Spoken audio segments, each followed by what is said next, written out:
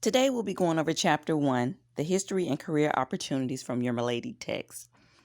We'll be discussing everything from the history of cosmetology and how it relates to what we're doing today. We want to make sure that we're able to describe the appearance enhancements and how it relates to cosmetology. Also to be able how to recognize different trends that influenced our history of cosmetology, which brings us to today.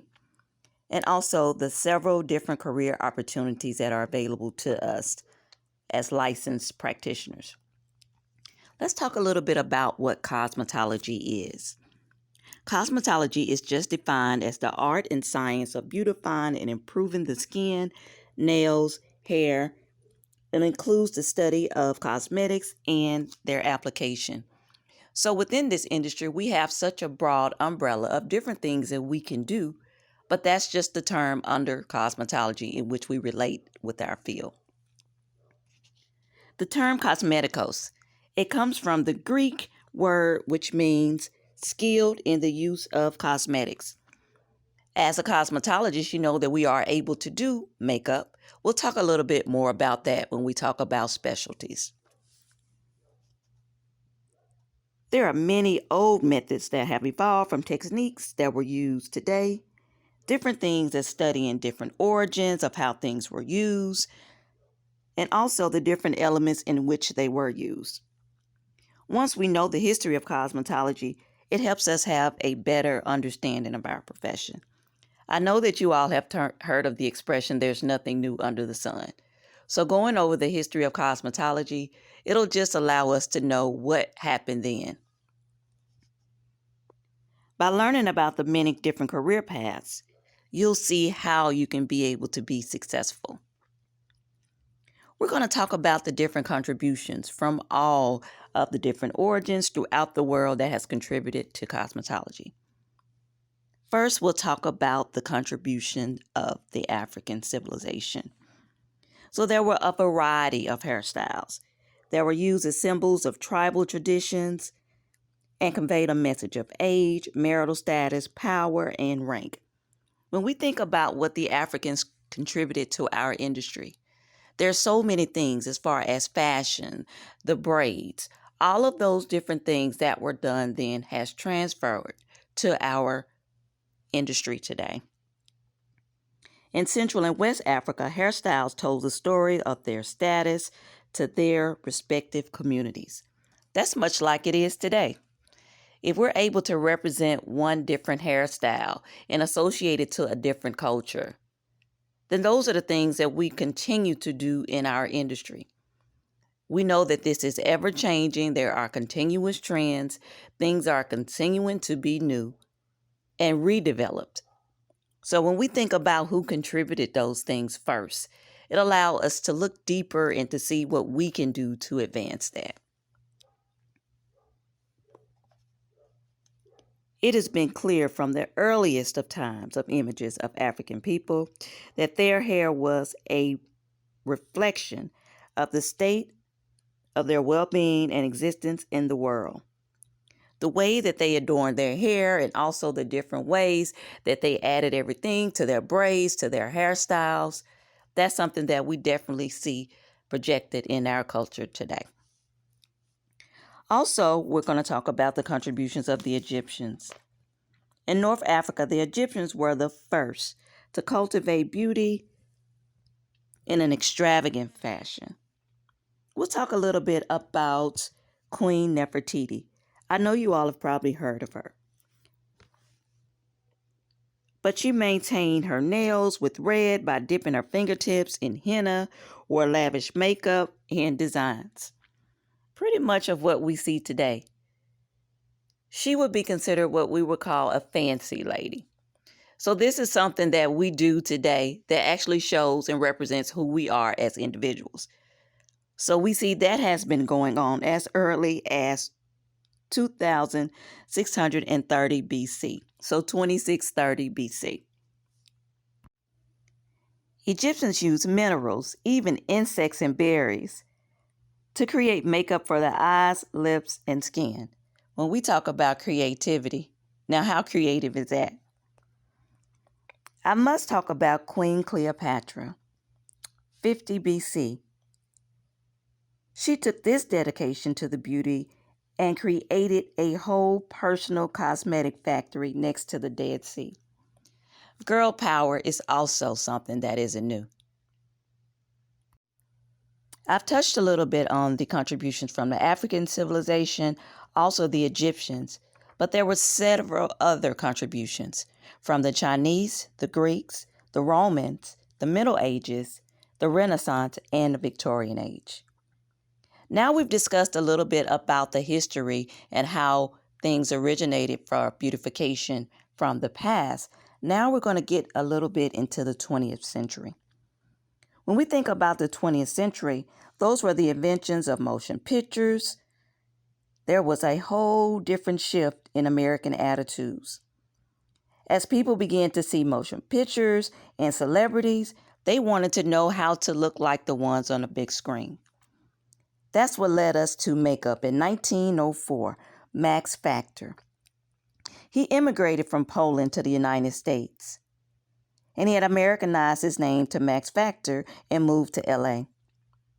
Now he began to sell makeup. His makeup was so popular with movie stars, and because it wouldn't crack, that's what gave it the name pancake makeup. Now in 1906, we had Charles Nessler.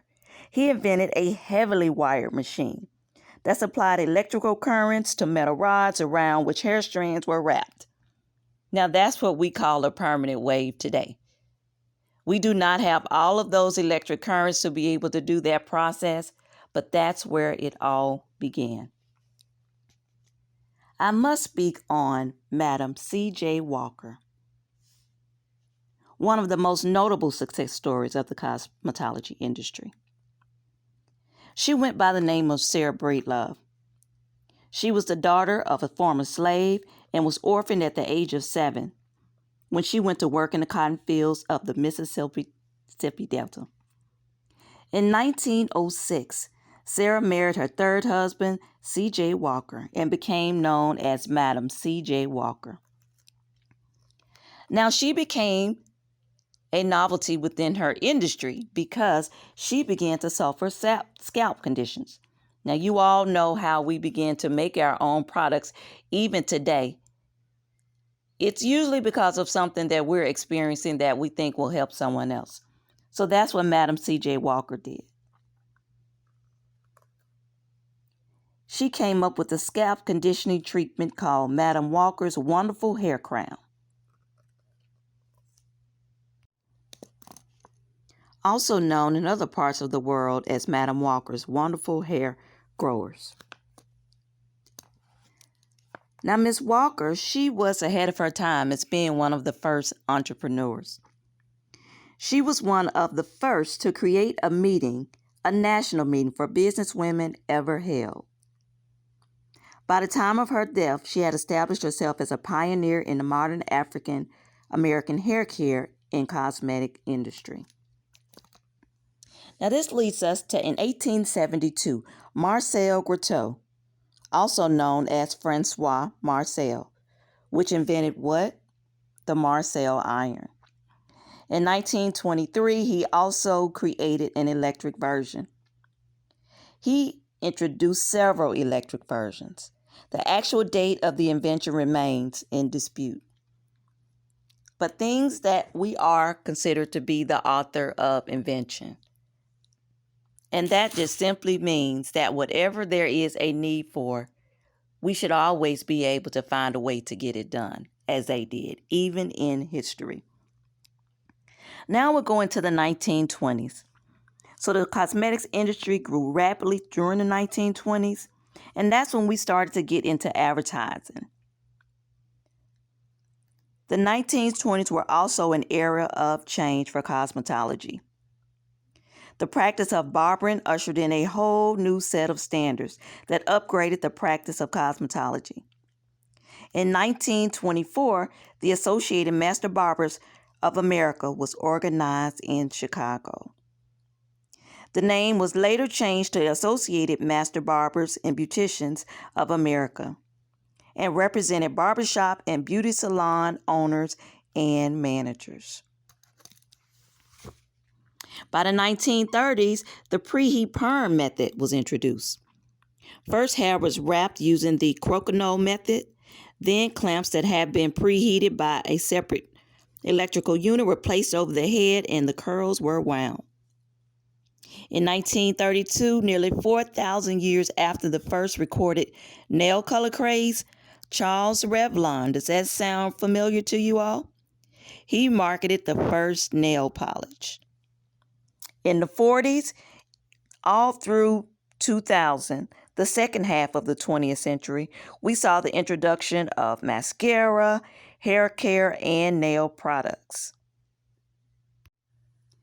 Now, this brings us to the 21st century, where we all are today. Since the late 1980s, the salon industry has evolved to include day spas, a name that was first coined by beauty legend Noel DiCaprio. Day spas now represent an excellent employment opportunity for many beauty practitioners. We have men-only specialty spas and barber spas have also grown in popularity. These spas provide exciting new opportunities for men's hair, nail, and skin care specialists. We can contribute the popularity in men-only specialty spas and barber spas because in history they have always played an integral role in history. Now we're going to list several career opportunities available to beauty practitioners. We all know that there are so many opportunities under the umbrella in the beauty industry. But some of the things that I want to touch on is going to be the importance of continuing our education. It's important for our career's future, and it holds the key to individual development and personal motivation. It gives us knowledge and confidence, and it also provides us with the best opportunities to advance our career. Even though we're in an industry that is ever changing, we should always keep in mind that as a stylist, as a cosmetologist, as a professional in the beauty industry, that we must stay on top of the things and be ever changing as well. So different career paths that I'm going to discuss today are going to be hair color specialist.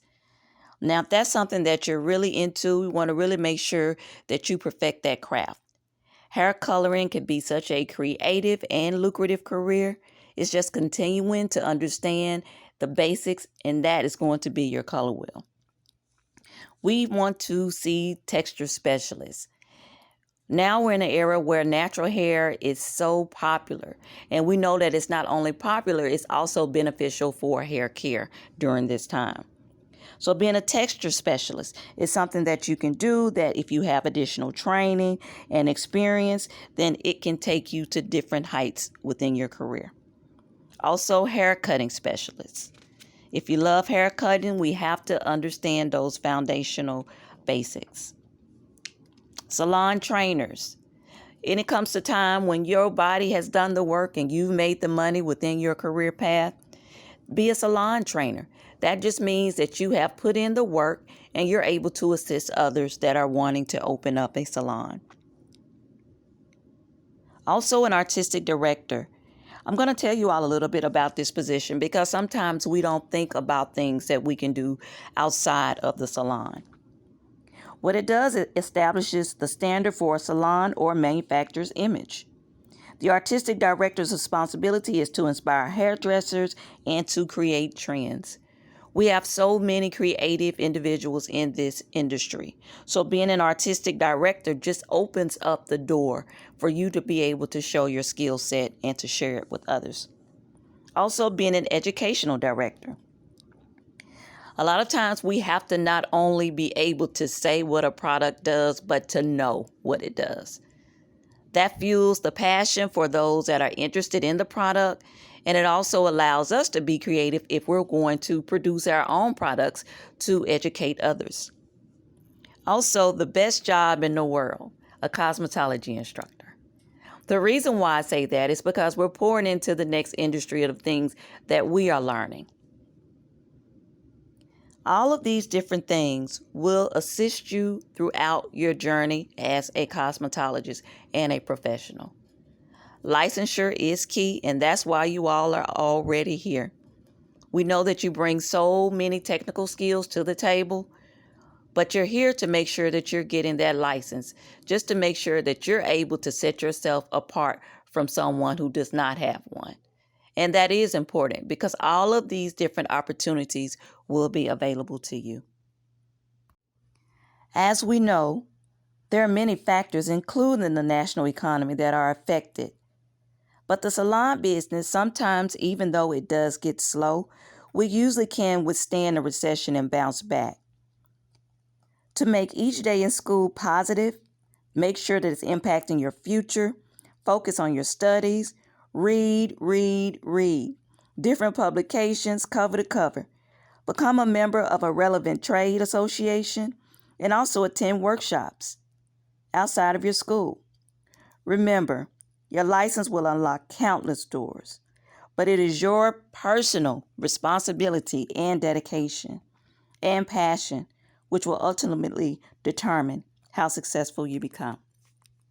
So now that we've discussed the different elements of the contributions from civilization, also the advancements into the 21st century, and lastly, we've discussed the different career paths that you all will have the opportunity to go down that path.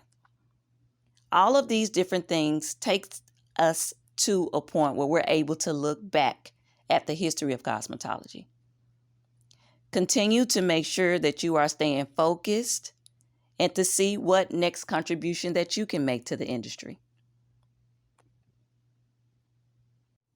After reviewing your PowerPoint and listening to this lecture, please refer to your Google Classroom for follow-up assignments. Thank you, and always remember to manifest your destiny.